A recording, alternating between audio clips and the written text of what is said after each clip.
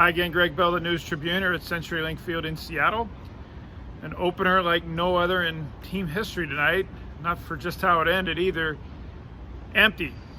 It is really eerie. I was in Atlanta the week before and it was really quiet there, silent. Tonight was like a library. This place, of course, usually is off the hook for a Seahawks game.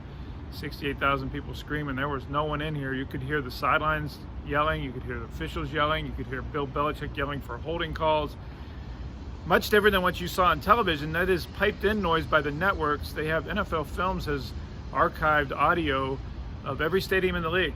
And when a network broadcasts a game from any stadium, they put on that soundtrack and it ebbs and flows and raises and lowers. And I saw a clip online of the final play, Collier's tackle of Cam Newton at the 1 yard line with that crowd screaming that noise. That wasn't piped in from the stadium.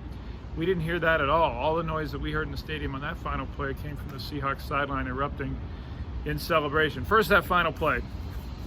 Collier gets credit for the tackle, the defensive end, the first round pick from 2019. Biggest play of his young career, obviously. But Lano Hill made the play. And if you noticed, Hill caused the pileup at the point of attack. The Seahawks knew before the final snap what was going to be. Cam Newton, quarterback power. The Patriots have been running for 2 weeks in short yardage and near the goal line. Bobby Wagner told his defensive mates it's going to the right side, be ready.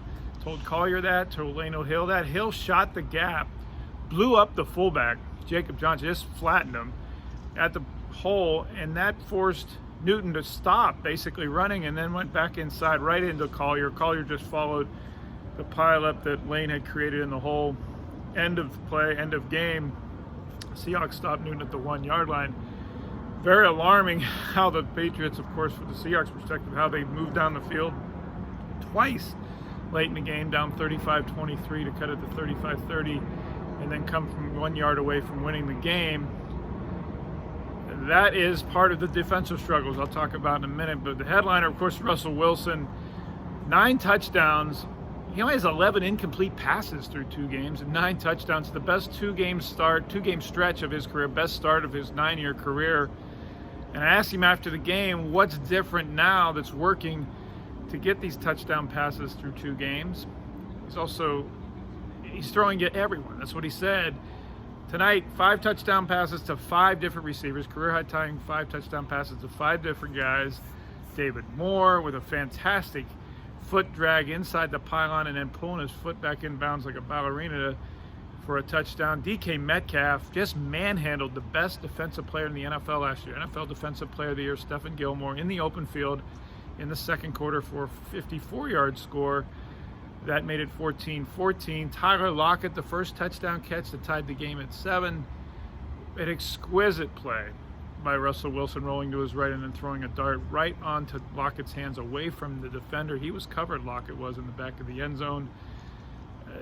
The only interception of his season, you saw it, Gregg Olsen right through his hands up into the air and into Devin McCourty's hands for a 42-yard interception return for a touchdown, and the Seahawks were down 7-0 in their home opener 3 plays into it.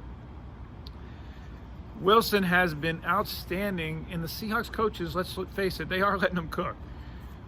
A prime example, 3rd and 1, couple minutes left in the game. A first down pretty much ices the game for the Seahawks, would force the Patriots to use their timeouts on defense.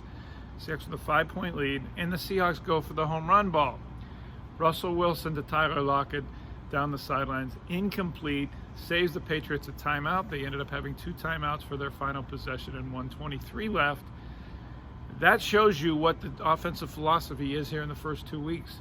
Put it in Wilson's hands to go win the game. 3rd and 1, a first down wins it, and they throw a home run ball to Lockett. Happened to be incomplete, only one of 7 incompletions on Wilson's 21 of 28 passing night. Chris Carson, the running game got going for 150 yards. Also, what Pete Carroll mentioned after the game is key after it being so imbalanced toward the pass in Atlanta the week before.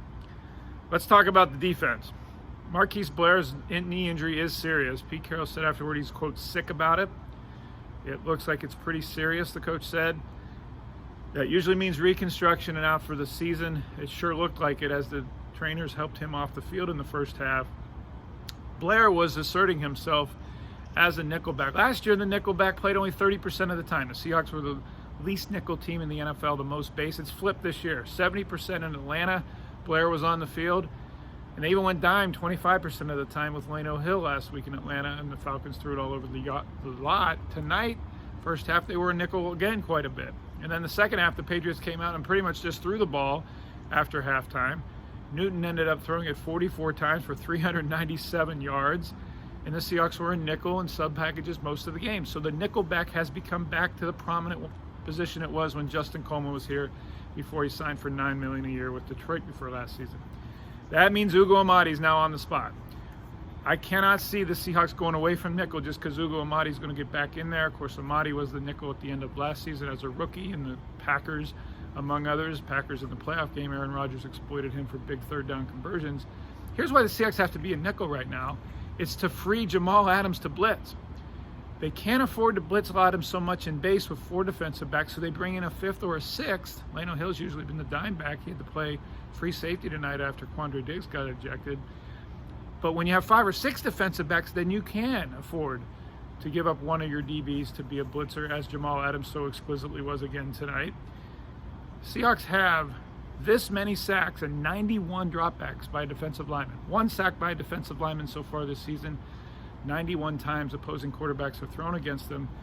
They've given up almost 900 yards in the air in the first 2 games the Seahawks have. Over 800, I should say. That is a issue, that they can't get pressure with their front four. Rasheem Green didn't play tonight. Injured pinched nerve in his neck. Bruce Irvin left near the end of the game with a sprained knee. Pete Carroll said Irvin was walking around the locker room after the game, so that's an encouraging sign. But they have to stay in nickel to devote Adams, who has been the most effective pass rusher by far so far this season. He has 2 of their 3 sacks. That makes Ugo Amadi in his position really important going forward with Blair's absence. All of this is online at thenewstribune.com, on Twitter at GBellSeattle. Thank you for watching. Next up, Dallas, a week from today in CenturyLink Field.